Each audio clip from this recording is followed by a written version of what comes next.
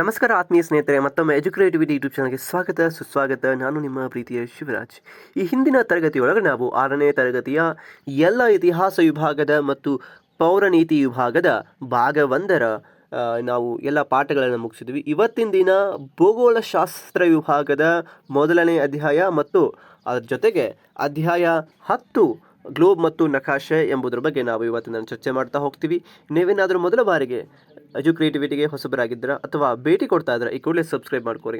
ಮುಂಬರುವ ಎಲ್ಲ ಅಪ್ಡೇಟ್ಸ್ಗಳಿಗೆ ಸಬ್ಸ್ಕ್ರೈಬ್ ಮತ್ತು ನೋಟಿಫೈ ಆಗಿ ಅಂತ ಹೇಳ್ತಾ ವಿಡಿಯೋನ ಪ್ರಾರಂಭ ಮಾಡೋಣ. ಈಗ ನಾವು ಗ್ಲೋಬ್ ಮತ್ತು ನಕಾಶೆ ಅಂತ ಬಂದಾಗ ಒಂದು ಭೂಮಿಯನ್ನು ತಿಳ್ಕೊಳ್ಬೇಕಾಗ್ತದೆ.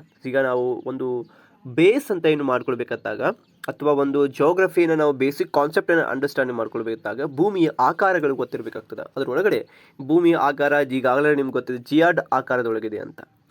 ಈ ಜಿಯಾಡ್ ಆಕಾರ ಏನಿದೆಯಲ್ಲ, ಸಾಮಾನ್ಯವಾಗಿ ನಾವು ಕನ್ನಡದಲ್ಲಿ ಇದಕ್ಕೆ ಗೋಳಾಕಾರ ಅಂತ ಕೂಡ ಕರಿತೀವಿ, ಬಟ್ ನಿರ್ದಿಷ್ಟವಾಗಿ ಇದಕ್ಕೆ ಜಿಯಾಡ್ ಆಕಾರ ಅಂತಲೇ ಹೇಳಬೇಕಾಗ್ತದೆ. ಇಲ್ಲಿ ಗ್ಲೋಬ್ ಇದು ಭೂಮಿಯ ಒಂದು ಚಿಕ್ಕ ಮಾದರಿಯಾಗಿದೆ ಹೊರತು ಇದು ಭೂಮಿಯ ನಿಜವಾದ ಮಾದರಿ ಅಂತ ಹೇಳೋ ಹಾಗಿಲ್ಲ. ಅದ್ರ ಜೊತೆಗೆ ನಕ್ಷೆಯನ್ನು ನಾವು ತಯಾರಿಸುವ ವಿಜ್ಞಾನದ ಕಲೆಗೆ ನಕ್ಷಾಶಾಸ್ತ್ರ ಅಥವಾ ಇಂಗ್ಲೀಷ್ನಲ್ಲಿ ಅದಕ್ಕೆ ಟಫೋಗ್ರಫಿ ಅಂತ ಕರೆಯಲಾಗ್ತದೆ. ಅದೇ ರೀತಿಯಾಗಿ ಈಗ ನಾವು ಇದೊಂದು ನಕ್ಷೆ, ಓಕೆ, ಮತ್ತು ಅದೇ ರೀತಿಯಾಗಿ ಇದೊಂದು ನಕ್ಷೆ, ಓಕೆ, ಮತ್ತು ಅದೇ ರೀತಿ ಇದೊಂದು ನಕ್ಷೆ ಅಂದರೆ ಇದೊಂದು ಭೌಗೋಳಿಕ, ರಾಜಕೀಯ ಮತ್ತು ಆರ್ಥಿಕ ನಕ್ಷೆಗಳನ್ನು ಒಳಗೊಂಡಿರುವಂತಹ ಪುಸ್ತಕಕ್ಕೆ ನಾವು ಏನು ಕೇಳ್ತೀವಿ, ಅಟ್ಲಾಸ್ ಬುಕ್ ಅಥವಾ ಅಟ್ಲಾಸ್ ಅಂತ ಹೇಳ್ತೀವಿ. ಇದಕ್ಕೆ ನಕಾಶೆ ಪುಸ್ತಕ ಅಂತ ಕೂಡ ನಾವು ಕರಿಬಹುದಾಗಿದೆ.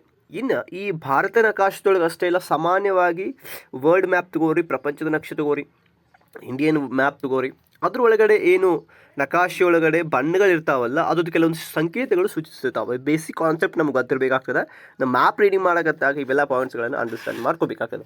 ಈ ನೀಲಿ ಭಾಗ ಏನಿದೆ, ಇದು ನೀಲಿ ಭಾಗ ಈ ಜಲಭಾಗವನ್ನು ಗುರುತಿಸ್ತದೆ, ಅರ್ಥ ಮಾಡ್ಕೋಬೇಕು. ಜಲಭಾಗ ಅಂತಂದರೆ ಈಗ ನೀರು ಅಂತ ಬರ್ತದೆ. ಸಾಮಾನ್ಯವಾಗಿ ನೀರು ಸರೋವರದೊಳಗಿರ್ತದೆ, ಸಾಗರದೊಳಗಿರ್ತದೆ, ಮಹಾಸಾಗರದೊಳಗಿರ್ತದೆ ಮತ್ತು ಕೊಲ್ಲಿಗಳಲ್ಲಿ ಇರ್ತದೆ ಅಂತ ಕೂಡ ಗೊತ್ತಿರಬೇಕಾಗ್ತದೆ. ಸೊ ಸಾಮಾನ್ಯವಾಗಿ ಇದು ನೀಲಿ ಬಣ್ಣ ಇಷ್ಟೆಲ್ಲ ಸೂಚಿಸ್ತದೆ. ಮುಂದುವರೆದು ಈ ಹಸಿರು ಅಂತ ಬಂದಾಗ, ಈ ನಕಾಶೆ ಒಳಗಡೆ ಹಸಿರು ಬಣ್ಣ ಅಂತ ಬಂದಾಗ ಮೈದಾನ ಮತ್ತು ತಗ್ಗು ಪ್ರದೇಶಗಳನ್ನು ತೋರಿಸುವಂತಹ ವಿಶಿಷ್ಟವಾಗಿದೆ.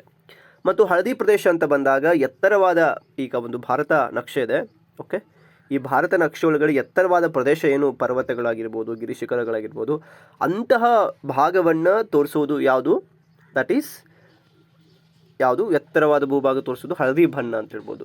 ಸಾಮಾನ್ಯವಾಗಿ ಎತ್ತರದ ಭಾಗಗಳ ಜಲಭಾಗಗಳು ತೋರಿಸ್ತದೆ, ಬಟ್ ಈ ಕಡುಕಂದು ಬಣ್ಣ ಅತಿ ಎತ್ತರದ ಪರ್ವತಗಳನ್ನು ನಿರೂಪಿಸ್ತದೆ. ಇನ್ನು ಅದೇ ರೀತಿಯಾಗಿ ಬಿಳುಪು ಅಥವಾ ನೇರಳೆ ಬಣ್ಣ ಏನಿದೆಯಲ್ಲ, ಹಿಮದಿಂದ ಆವೃತವಾದಂತಹ ಪ್ರದೇಶಗಳನ್ನು ಸೂಚಿಸಲಿಕ್ಕೆ ಬಿಳುಪು ಮತ್ತು ನೇರಳೆ ಬಣ್ಣವನ್ನು ಉಪಯೋಗ ಮಾಡ್ತೀವಿ ನಾವು. ಇನ್ನು ಅದೇ ರೀತಿಯಾಗಿ ಈ ಕಪ್ಪು ಬಣ್ಣ ಗಡಿರೇಖೆಗಳನ್ನು ಸೂಚಿಸಲಿಕ್ಕೆ ಬಳಕೆ ಮಾಡ್ತದೆ, ಕಪ್ಪು ಬಣ್ಣ. ಇನ್ನು ಕೆಂಪು ಬಣ್ಣ ರಸ್ತೆಗಳನ್ನು ತೋರಿಸಲು ಇತ್ಯಾದಿಯಾಗಿ ಉಪಯೋಗ ಮಾಡಲಾಗ್ತದೆ, ಇದು ಗೊತ್ತಿರಬೇಕು. ಅದೇ ರೀತಿಯಾಗಿ ಈ ಗುಲ್ಬರ್ಗ ಮತ್ತು ಬಾಗಲಕೋಟೆ ಒಳಗಡೆ ಜಿಲ್ಲಾ ಕೇಂದ್ರಗಳ ನಡುವಿರುವಂಥ ಅಂತರ 222 ಕಿಲೋಮೀಟರ್ ಇದೆ ಅಂತ ನಾವು ತಿಳ್ಕೊಳ್ತೀವಿ.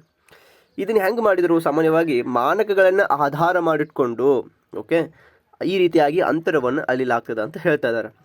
ಹಾಗಂದ್ರೆ ಜಗತ್ತಿನೊಳಗಡೆ ಅತ್ಯಂತ ಪುರಾತನ ನಕಾಶೆ ಯಾವುದು ಅಂತ ನಿಮ್ಮ ಪ್ರಶ್ನೆ ಆದರೆ, ಬೆಬಿಲೋನಿಯಾದಲ್ಲಿ ಗ್ರೀಕ್ನ ಖಗೋಳ ವಿಜ್ಞಾನಿಯಾದಂಥ ಕ್ಲಾಡಿಯಸ್ ಟಾಲೆಮಿ ಏನಿದಾರಲ್ಲ, ಅವರು ಮೊದಲ ಬಾರಿಗೆ ಅಟ್ಲಾಸನ್ನು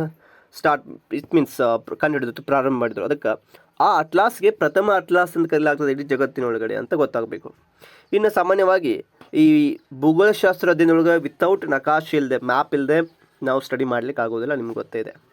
ಇನ್ನು ಭೂಮಿಯ ಮೇಲೆ ನಿಖರವನ್ನು ಅಂತ ಹೇಳ್ತೀವಿ ನಾವು ಮಾನಕ ಅಥವಾ ಸೆಂಟಿಮೀಟರಿಂದ ಕಿಲೋಮೀಟರ್ಗೆ, ಅಂಗುಲದಿಂದ ಮೈಲಿಗೆ ಪರಿವರ್ತನೆ ಮಾಡಿಕೊಳ್ಬೇಕಾಗ್ತದೆ. ನಾವು ಇಲ್ಲಿ ಈಗಾಗಲೇ ನೋಡಿಬಿಟ್ಟೇವಿ.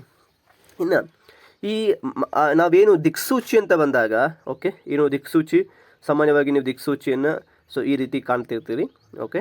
ಸೊ ಹಿಂಗೆ ದಿಕ್ಸೂಚಿ ಇರ್ತದೆ, 4 ದಿಕ್ಕುಗಳು ಇರ್ತಾವೆ. ಈ ಮುಖ್ಯ ಏನು ಮುಳ್ಳು ದಿಕ್ಸೂಚಿಯಲ್ಲಿರೋ ಯಾವಾಗಲೂ ಒಂದು ಮುಳ್ಳು ಏನಿರ್ತದೆ ಉತ್ತರ ದಿಕ್ಕನ್ನು ಸೂಚಿಸ್ತಿರ್ತದೆ. That is very very important, ಇಲ್ಲಿ ಇರ್ತದೆ. ಬಟ್ ಇದು ಉತ್ತರ ದಿಕ್ಕನ್ನು ಸೂಚಿಸುತ್ತದೆ. ಅದು ಅಂದರೆ ಆ ದಿಕ್ಕುಗಳ ಮುಖಾಂತರ ಉಳಿದೆಲ್ಲ ದಿಕ್ಕನ್ನು ಕೂಡ ನಾವು ಈಸಿಯಾಗಿ ಐಡೆಂಟಿಫೈ ಮಾಡ್ಬೋದು.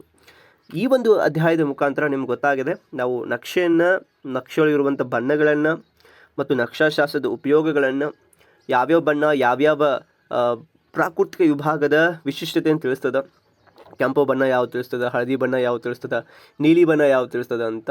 ಇವೆಲ್ಲ ನಾವು ಬೇಸಿಕ್ ಆಗಿ ನಮ್ಗೆ ಗೊತ್ತಿದ್ದರೆ ನಾವು ಮ್ಯಾಪ್ ರೀಡಿಂಗ್ ಮಾಡುವಾಗ ಓಕೆ ನೀಲಿ ಬಣ್ಣ ಅಂತಂದ್ರೆ ನೀರಿನಿಂದ ಕೂಡಿದೆ, ಹಳದಿ ಬಣ್ಣ ಅಂತ ಎತ್ತರವಾದ ಪ್ರಸ್ಥಭೂಮಿಯನ್ನು ಹೊಂದಿದೆ ಅಂತ. ಸೊ ಈ ರೀತಿಯಾಗಿ ಅರ್ಥ ಮಾಡ್ಕೊಂಡಿದ್ವಿ. ಮತ್ತೆ ಮುಂದಿನ ತರಗತಿ ಒಳಗಡೆ ನಾವು ಅಧ್ಯಾಯ 11 ಭೂಮಿಯ ಸ್ವರೂಪದ ಬಗ್ಗೆ ಚರ್ಚೆ ಮಾಡ್ತಾ ಹೋಗೋಣ.